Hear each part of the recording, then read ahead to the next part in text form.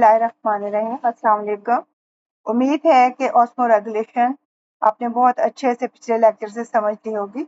आज हम उसी बात को आगे बढ़ाते हैं कि डिफरेंट एनवायरनमेंट में रहने वाले एनिमल्स जो हैं उनको ऑस्मो रेगुलेशन के लिए किन किन प्रॉब्लम्स का सामना करना पड़ता है और उन प्रॉब्लम्स को वो कैसे सॉल्व करते हैं। सबसे पहले हम देख लेते हैं उन एनिमल्स को जो फ्रेश वाटर में रहते हैं। तो फ्रेश वाटर एनिमल्स जो हैं वो हाइपरटोनिक हैं एनवायरनमेंट के लिए। फ्रेश वाटर बॉडीज आपकी रिवर्स हो गए, पूल्स हो गए, पदल्स हो गए, स्प्रिंग्स हो गई, हर पानी जो है वो फ्रेश वाटर कहलाता है और फ्रेश वाटर हमेशा हाइपोटोनिक होता है। इसका मतलब है कि जो एनिमल्स हाइपोटोनिक एनवायरनमेंट में यानी कि फ्रेश वाटर में रहते हैं उनके बॉडी फ्लूइड उनके एनवायरनमेंट के हिसाब से हाइपोटोनिक। तो सोल्यूट कंसंट्रेशन एनिमल्स की बॉडी के अंदर ज्यादा होगी और सोल्यूट कंसंट्रेशन जिस एनवायरनमेंट में वो रहते हैं वहां पर कम होगी। जब सोल्यूट कंसंट्रेशन यहाँ ज्यादा है और सोल्यूट कंसंट्रेशन यहाँ कम है तो वाटर जो है वो एनवायरनमेंट से बॉडी में दाखिल होगा और सॉल्ट डिफ्यूज आउट करेंगे from higher concentration to lower concentration, यानी पानी अंदर जाएगा, सॉल्ट्स एंड आयंस बॉडी से बाहर आएंगे। ये इनके प्रॉब्लम्स हैं। ठीक है, तो सबसे पहले हम देखते हैं कि osmo regulation fresh water animals में कैसे होती है। तो उसके लिए ये पहले एक दफा हम प्रॉब्लम्स को और देख लें कि प्रॉब्लम फ्रेश वाटर एनिमल्स का क्या है कि वाटर कंटिन्यूसली उनकी बॉडी के अंदर दाखिल हो रहा है और कहाँ से दाखिल हो रहा है, खास तौर पर जो भी परमिएबल सर्फेसिस हैं और वो कौन सी गिल्स वगैरह हैं। ठीक है, तो एक तो मुसलसल वाटर फ्लडिंग का मसला है, इनकी बॉडी फ्लूइड्स के अंदर मुसलसल पानी आ रहा है। एक ये मसला है कि इस पानी से इन्होंने कैसे निजात हासिल करनी है क्योंकि बॉडी फ्लूइड तो बहुत डाइल्यूट हो जाएंगे अगर इस पानी को बाहर ना निकाला तो। और दूसरा मसला है एसेंशियल ऑयल, एसेंशियल आयंस और सॉल्ट्स। ठीक है, ये हायर कंसंट्रेशन से लोअर कंसंट्रेशन की तरफ मूव करेंगे यानी कि डिफ्यूज आउट होंगे। बॉडी हाइपरटोनिक है तो बॉडी के अंदर से salts and ions hypotonic environment की तरफ जाएंगे, पानी अंदर आएगा, सॉल्ट्स एंड आयंस जो है वो बॉडी से बाहर जाएंगे। अब इस मसले को हल करने के लिए फ्रेश वाटर एनिमल्स क्या करते हैं, तो वो क्या करते हैं कि वो large volume of diluted urine excrete. ठीक है, वो ज्यादा पानी को अपने यूरिन के रास्ते निकाल देते हैं ताकि पानी की फ्लडिंग से निजात हासिल करें। और दूसरा, अब मुसलसल सॉल्ट जो हैं वो बॉडी से बाहर जा रहे हैं तो वो सॉल्ट को एक्टिवली बॉडी के अंदर ट्रांसपोर्ट करते हैं। अब एक्टिव ट्रांसपोर्ट क्या है, देखें फ्रेश वाटर में सॉल्ट कम है और अगर वहां पर डिफ्यूज आउट हो रहे हैं सॉल्ट तो ठीक है, लेकिन बॉडी को एसेंशियल सॉल्ट्स और आयंस की जरूरत है।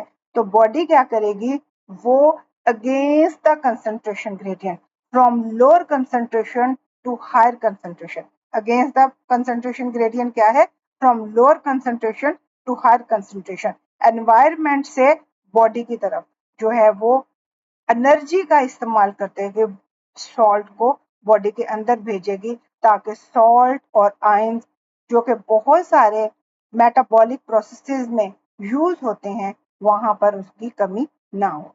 फिर उसके बाद पहले ही उनकी बॉडी में परमिएबल सर्फेसिस से पानी आ रहा है तो उन्होंने पानी क्यों पीना है, तो वो पानी नहीं पीते। बहुत रेयर है कि कोई एनिमल पानी पीता हो। अब ये देखें कि for osmoregulation fresh water animal prevent water from entering their bodies and eliminate the excess water that does enter. For this purpose, they produce large volume of diluted urine. To compensate the loss of salt, they actively transfer salt back into their bodies, actively transport against the concentration gradient by using energy in the form of ATP. और तीसरा, तो उनको पानी पीने की जरूरत नहीं, उनको पानी बॉडी में तो पहले ही बहुत ज्यादा पानी है तो उन्होंने काहे को पानी पीना है। ठीक है, फिर जो है हम देख लेते हैं osmoregulation in marine water. Marine water क्या है? सॉल्ट वाटर है। सॉल्ट वाटर है वो हमेशा हाइपरटोनिक होता है। अगर कोई एनिमल सॉल्ट वाटर में यानी कि हाइपरटोनिक एनवायरनमेंट में रहता है तो डेफिनेटली उसकी बॉडी जो है वो हाइपोटोनिक है। तो बॉडी फ्लूइड में सोल्यूट की कंसंट्रेशन कम होगी और जो एनवायरनमेंट है उसमें सोल्यूट की कंसंट्रेशन ज्यादा होगी। तो वही वाली बात जो है वाटर जो है, अगर बॉडी अंदर से हाइपोटोनिक है और एनवायरनमेंट हाइपोटोनिक है तो वाटर अंदर से बाहर जाएगा और सॉल्ट बाहर से अंदर आएंगे। अब हमने देखा था कि ऑस्मो रेगुलेशन में हमने जो है वो सॉल्ट्स को भी एक नैरो रेंज में रखना है और वाटर जो है उसको भी एक सेट पॉइंट पर रखना है। तो अब हाइपोटोनिक एनवायरनमेंट में रहने वाले एनिमल्स को सॉल्ट से निजात हासिल करनी होगी और वाटर को रिटेन करना होगा। अब इन दोनों मसलों को पहले एक दफा हम देख लेते हैं कि problem faced by marine animals are water constantly leave their bodies via osmosis through gills and the skin. ये दोनों परमिएबल सर्फेसिस हैं। जो पीछे हमने देखा उसमें हमने सिर्फ गिल देखे थे, तो ये दोनों परमिएबल सर्फेसिस हैं, गिल्स भी और स्किन भी। फिर salts continuous diffuse from environment into their body. ठीक हो गया, क्योंकि बाहर सॉल्ट की कंसंट्रेशन ज्यादा है, अंदर बॉडी फ्लूइड में कम है, तो सॉल्ट बाहर से अंदर कुदरती तौर पर from higher concentration to lower concentration उन्होंने तो मूव करना ही करना है। फिर उसके बाद वो पानी तो उनकी बॉडी को मुसलसल छोड़ रहा है, तो अब पानी तो उनको चाहिए, तो वो पानी उनको पीना है। ठीक है, वाटर की डेफिशिएंसी को ओवरकम करने के लिए उन्हें पानी पीना है। अब वो रहते सॉल्ट वाटर में तो वो सॉल्ट वाटर ही पिएंगे ना, तो जब वो सॉल्ट वाटर पिएंगे तो उनके अंदर बहुत ज्यादा सॉल्ट हो जाएंगे। तो अब हमारे पास यहाँ पर दो मसले हैं। एक हमारे पास एनिमल की बॉडी में सॉल्ट की ज्यादती है और दूसरा प्रॉब्लम एनिमल की बॉडी में वाटर की डेफिशिएंसी। अब हम देखते हैं कि इन दोनों प्रॉब्लम्स को ये कैसे सॉल्व करते हैं। सबसे पहले जो है वो वाटर और सॉल्ट का बैलेंस मेंटेन के लिए करने के लिए अपने बॉडी फ्लूइड्स में एनिमल्स क्या करते हैं, वो कंजर्व करते हैं वाटर। कैसे? वो कंसंट्रेटेड यूरिन एक्सक्रीट करते हैं, हाईली कंसंट्रेटेड यूरिन। जब यूरिन में वाटर बिल्कुल थोड़ा उनका जो है वो जाया हो तो इसलिए वो कंसंट्रेटेड यूरिन एक्सक्रीट करते हैं। फिर अब सॉल्ट की ज्यादती के लिए दो अडेप्टेशन है। ठीक है, वो हम देखते हैं, दो नहीं है बल्कि तीन है। ठीक है, जो सॉल्ट के रिमूवल के लिए इनके पास अडेप्टेशन है वो क्या है कि ये क्लोराइड सेल यूज करते हैं जो कि गिल्स के अंदर मौजूद होते हैं। ये क्लोराइड सेल एक्टिवली पंप करते हैं, तेजी से एनर्जी का इस्तेमाल करके मुसलसल पंप करते रहते हैं, सॉल्ट को ब्लड से निकालते हैं और एनवायरनमेंट में फेंकते हैं। ठीक है, और energy in the form of ATP is being used for the removal of excessive salt. ये हमने देख लिया, जब भी कोई चीज पंप की जाती है, कहीं भी पंप यूज होता है तो एनर्जी का इस्तेमाल होता है। तो बॉडी से एनिमल्स के सॉल्ट को वापस निकालने के लिए गिल्स के अंदर मौजूद क्लोराइड सेल्स जो हैं वो एक्सेसिव सॉल्ट्स को बॉडी से बाहर फेंकते हैं और पंप करते हैं, और इस पंपिंग के लिए उनको एनर्जी की जरूरत होती है जो कि इनके पास मौजूद होती है in the form of ATP. उसके बाद इनके अलावा, ये क्लोराइड सेल्स के अलावा इनके पास एक और तरह के भी ग्लैंड होते हैं जिनको रेक्टल ग्लैंड्स कहते हैं। रेक्टल ग्लैंड्स कहाँ होती हैं? रेक्टम में। और रेक्टम के अंदर ये रेक्टल ग्लैंड बॉडी फ्लूइड से सॉल्ट को निकालेंगे और इन सॉल्ट्स को रेक्टम में भेजेंगे और रेक्टम से ये फीसिस के थ्रू एनस से बॉडी से बाहर चली जाएंगे। The use special salt excreting glands in the rectum called rectal gland. These glands remove salts from blood into the digestive tract, which are then eliminated along with the feces. फिर उसके बाद इनकी kidney भी जो है वो ज्यादा salt excrete करती है, और वो हमने देख लिया कि कंसंट्रेटेड यूरिन होगा कि थोड़े पानी में ज्यादा सॉल्ट होंगे, पानी ये कंजर्व कर लेगा और ज्यादा सॉल्ट जो है वो अपनी बॉडी से निकाल देगा। ठीक है, अब आता है हमारे पास ऑस्मोरेगुलेशन टर्रेस्ट्रियल हैबिटेट। खुश्की में सबसे बड़ा मसला जो है वो पानी की कमी और बॉडी के ऊपर से वाटर का इवेपोरेटिव लॉस, बॉडी में वाटर का इवेपोरेटिव लॉस। तो प्रॉब्लम्स क्या हैं कि टेरेस्ट्रियल एनिमल अपना वाटर, अपना बॉडी का वाटर जो है वो एनवायरनमेंट में निकालते हैं, बल्कि खुद ब खुद निकलता रहता है। कैसे? एवेपोरेशन से। अब ये एवेपोरेशन कहाँ कहाँ से होती है? आपके रेस्पिरेटरी सर्फेसिस से होती है, ठीक है, लंग्स के ऊपर से, फिर उसके बाद स्किन के ऊपर से, और फिर जिस वक्त यूरिन करते हैं तो यूरिन के अंदर भी काफी पानी मौजूद होता है। तो evaporation from respiratory surfaces, evaporation through skin, और यहाँ तीसरा जो है वो excretion of waste, यानी कि यूरिन के साथ जो पानी जाया होता है वो।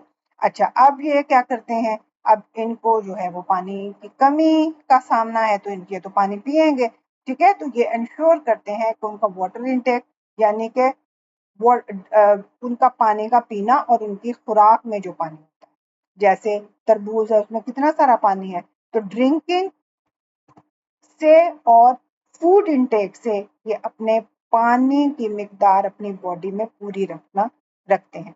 अब पानी जो हम पीते हैं या हमारी खुराक में होता है, उसके अलावा भी हमारी बॉडी में एक और तरह का पानी होता है जिसको हम मेटाबॉलिक वाटर कहते हैं। और ये सारा जो 3 तरीकों से हमने पानी हासिल किया है, पीने से, हमारी खुराक के अंदर जो पानी है वो, और मेटाबॉलिक वाटर जो है हमारा, ये तीनों जो है वो उस इतना इतना पानी इन तीनों तरीकों से हम हासिल कर लें कि जितना पानी हमारा एनवायरनमेंट में लॉस हो रहा है, चाहे वो वेपोरेशन से हो रहा है, चाहे वो एक्सक्रीशन से हो रहा है, तो वो दोनों इक्वल हों, यानी कि इनटेक ऑफ वाटर बराबर हो लॉस ऑफ वाटर के, तो तभी टेरेस्ट्रियल एनवायरनमेंट में एनिमल्स जो हैं वो अपनी लाइफ को सस्टेन कर सकते हैं। अब एक दफा मेटाबॉलिक वाटर को देख लेते हैं। मेटाबॉलिक वाटर क्या है? कि पानी जो मेटाबॉलिक रिएक्शन का प्रोडक्ट हो। एरोबिक रेस्पिरेशन में, यानी कि वो रेस्पिरेशन जिसमें ऑक्सीजन का यूज करके ग्लूकोज को मेटाबोलाइज किया जाता है, उसको हम एरोबिक रेस्पिरेशन कहते हैं। तो ग्लूकोज ऑक्सीजन के साथ जब मेटाबोलाइज होता है, तो ग्लूकोज ऑक्सीजन की मौजूदगी में जब मेटाबोलाइज होता है तो हमारे पास एनर्जी, कार्बन डाइऑक्साइड और वाटर बनता है। ये हमने रेस्पिरेशन में इक्वेशन में भी देखा था कि ये जो है मेटाबॉलिज्म में, ग्लूकोज के मेटाबॉलिज्म में water as a by product निकलता है, ठीक है। अब उसके बाद देखते हैं कि अडेप्ट कैसे करते हैं टेरेस्ट्रियल एनिमल्स अपना ऑस्मोटिक बैलेंस को मेंटेन करने के लिए, ठीक है। तो जी, adaptation in terrestrial animals to maintain osmotic balance. अब टेरेस्ट्रियल एनिमल्स में एनाटॉमिकल, फिजियोलॉजिकल और बिहेवियरल अडेप्टेशन होती हैं, और ये तीनों अडेप्टेशन जो हैं टेरेस्ट्रियल एनिमल्स की बॉडी में ऑस्मोटिक बैलेंस बनाए रखती हैं। एनाटॉमिकल अडेप्टेशन क्या है? कि इनके बॉडी के स्ट्रक्चर्स जो हैं वो कैसे हेल्प करते हैं इन एनिमल्स को जो खुश्की में रहते हैं कि वाटर का लॉस कम से कम हो। अब हमने पीछे देखा कि एक प्रॉब्लम ये था कि एवेपोरेशन होती है, एवेपोरेटिव लॉस होता है वाटर का स्किन के ऊपर से और रेस्पिरेटरी सर्फेसिस से, ठीक है। तो अब जो स्किन के लिए है उसके लिए तो उन्होंने क्या प्रिवेंशन ली है? रेस्पिरेटरी लॉस तो नहीं रोका जा सकता क्योंकि रेस्पायर तो एनिमल्स ने करना है ऑक्सीजन लेने के लिए, लेकिन स्किन के ऊपर से जो एवेपोरेटिव लॉस है वाटर का, वो कैसे रोका जा सकता है? सबसे पहले इंसेक्ट्स जो हैं वो इंसेक्ट पोजेस करते हैं waxy exoskeleton made up of chitin, ठीक है। उनका जो बॉडी के ऊपर स्केलेटन है वो काइटन से बना हुआ है और उसके ऊपर एक वैक्स की लेयर है, और वैक्सीज जो है वो उनकी बॉडी सरफेस के ऊपर वाटर को एवेपोरेट नहीं होने देती। रेप्टाइल्स क्या करते हैं? उनके पास स्केल्स हैं, उनकी सारी बॉडी के ऊपर स्केल्स होते हैं, और स्केल्स वाटर प्रूफ होते हैं। वाटर प्रूफ का मतलब क्या? ना पानी को अंदर जाने देंगे, ना उनकी स्किन के ऊपर से, उनकी बॉडी के सरफेस से वाटर को एवेपोरेट होने देंगे। और ये वाटर प्रूफ स्केल जो हैं कैरेटन प्रोटीन से बने हुए हैं।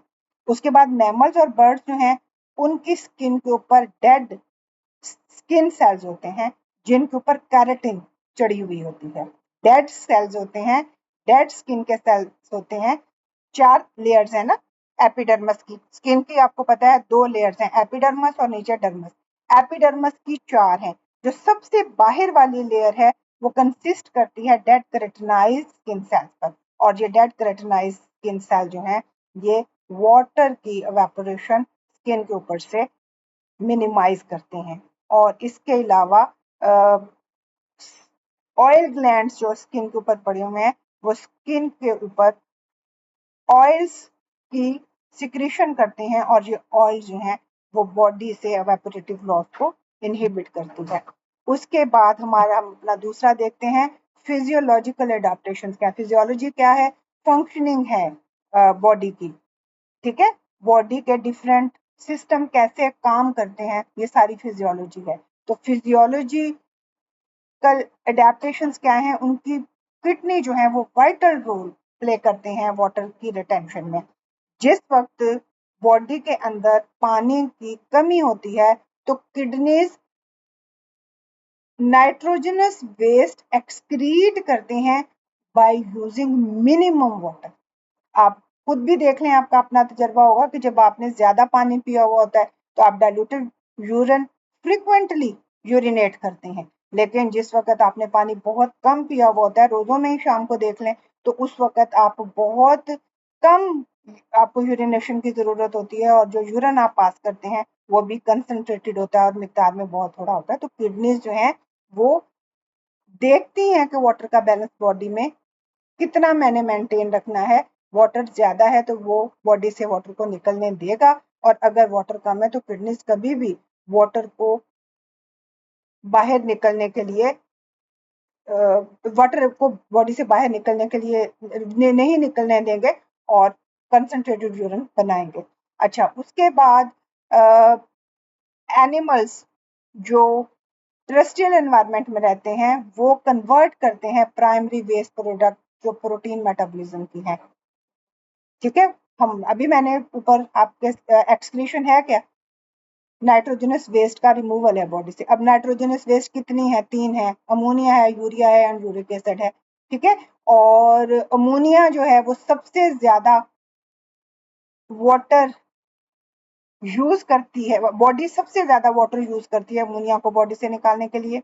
बॉडी सबसे कम वाटर यूज करती है यूरिक एसिड को निकालने के लिए, और एक मॉडरेट सी क्वांटिटी वाटर की यूज होती है जिस वक्त यूरिया को बॉडी से निकाला जाता है। तो टेरेस्ट्रियल एनिमल जो हैं या वो यूरिया बॉडी से निकालते हैं या वो यूरिक एसिड निकालते हैं, और यूरिया और यूरिक एसिड को बॉडी से निकालने के लिए कम वाटर की जरूरत होती है। तो इसलिए ये जो नाइट्रोजनस वेस्ट है प्रोटीन मेटाबॉलिज्म का, उसको वो अमोनिया है और वो उस अमोनिया को कन्वर्ट कर लेते हैं यूरिया और यूरिक एसिड में, और यूरिया और यूरिक एसिड को बॉडी से बाहर निकालने के लिए बहुत कम मिकदार पानी की जरूरत होती है। अमोनिया को निकालने के लिए ज्यादा, यूरिया और यूरिक एसिड को निकालने के लिए कम। तो वो प्रोटीन मेटाबॉलिज्म का जो वेस्ट प्रोडक्ट है अमोनिया, उसको कन्वर्ट कर लेती है यूरिया और यूरिक एसिड में। ये हम देखेंगे भी इंशाल्लाह वेरी नेक्स्ट लेक्चर में। उसके बाद बिहेवियरल उसके अडेप्टेशन क्या है, यानी कि वो अपना बिहेवियर चेंज कर लेते हैं, हम भी अपना बिहेवियर चेंज कर लेते हैं। जैसे गर्मियों में हमारी जो एक्टिविटीज हैं डिफरेंट होती हैं, सर्दियों में हमारी एक्टिविटी डिफरेंट होती हैं। ठीक है, तो इसी तरह बाकी एनिमल्स हमारे साथ क्या करते हैं कि डेजर्ट एनिमल क्या करते हैं, वो जमीन के अंदर बनी हुई अपनी बिलों में रहते हैं। ठीक है, वो अंडरग्राउंड जोन की उन्होंने अपनी बिलें बनाई हुई हैं, उन बिलों में रहते हैं और वो सारा दिन वहीं रहते हैं और जो है इस तरह हीट को अवॉइड करते हैं। लेकिन अब उन्हें खाना पीना है, सारा कुछ है उनका, तो वो फिर रात को निकलते हैं, इमर्ज होते हैं अपनी बिलों से, और फिर जो है वो अपनी एक्टिविटीज परफॉर्म करते हैं, खाना पीना और ये सारा कुछ। और क्योंकि रात के वक्त डेजर्ट जो है वो ठंडे हो जाते हैं, और ये एनिमल्स जो हैं वो डेजर्ट प्लांट्स के सीड खाते हैं, और इन सीड्स के अंदर कार्बोहाइड्रेट ज्यादा होता है, और जितना कार्बोहाइड्रेट ज्यादा होगा उतना ग्लूकोज ज्यादा बनेगा, और जितना ग्लूकोज की मेटाबॉलिज्म ज्यादा होगा उतना मेटाबॉलिक वाटर ज्यादा बनेगा। और मेटाबॉलिक वाटर कुछ एनिमल्स की वाहिद सोर्स होता है पानी का, जैसे कैंगरू रैट है। अब ये कैंगरू और रैट अलग अलग नहीं है, कैंगरू रैट एक ही एनिमल का नाम है और ये मैमल है, ठीक है। तो these animal feed upon seeds of desert plants in which large amount of carbohydrates are stored. Some animals like kangaroo rat survive entirely on metabolic water produced as byproduct of the cellular respiration। ये हमने पीछे देख लिया है। आज बहुत आसान सा हमारा टॉपिक था और अल्हम्दुलिल्लाह हमने कंप्लीट कर लिया, और इंशाल्लाह बहुत जल्द आपके साथ नेक्स्ट टॉपिक के साथ दोबारा हाजिर होंगी। प्लीज़ गौर से सुनिएगा, समझने की कोशिश कीजिएगा, चैनल को सब्सक्राइब कीजिएगा, लेक्चर को लाइक कीजिएगा और शेयर कीजिएगा। Thank you. अल्लाह हाफिज़।